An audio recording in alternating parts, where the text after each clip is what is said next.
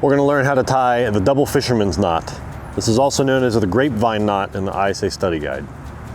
The double fisherman's knot is useful for connecting two ropes or making a loop out of one rope.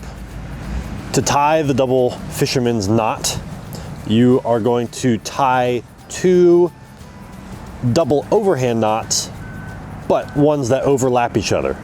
So I'm going to tie the double overhand knot, capturing this other tachyon inside of it.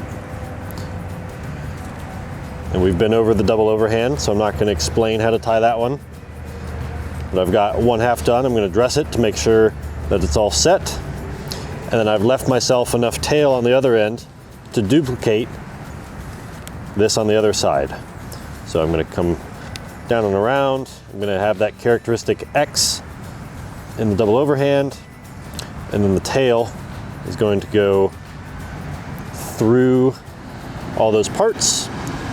I'm pretending that the other rope isn't there. I'm just tying a double overhand.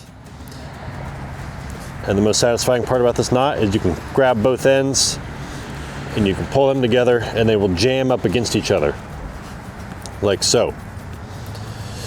You can do this with one rope if you would like to make a endless loop for foot locking or for other applications, or you can use this to extend a base anchor line if you're in a really big tree and you need more rope than you have. Or if you are really in a pinch, you can use it to tie two rigging lines together.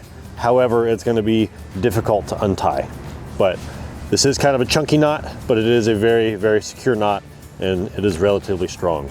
So that is how you tie the double fisherman's knot.